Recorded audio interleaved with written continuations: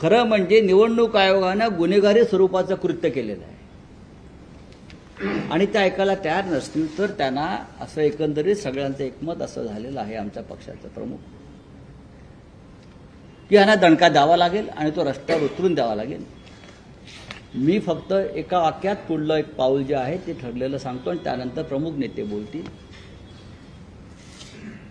1 November शनिवार निवडणूक आयोगाच्या या मनमानी आणि भ्रष्ट कारभाराविरुद्ध मुंबईत सर्वपक्षीय विराट मोर्चा निघेल।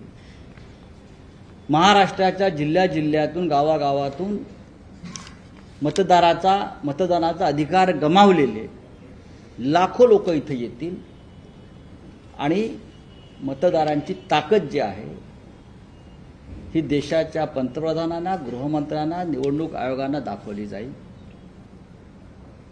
या मोर्चाचं नेतृत्व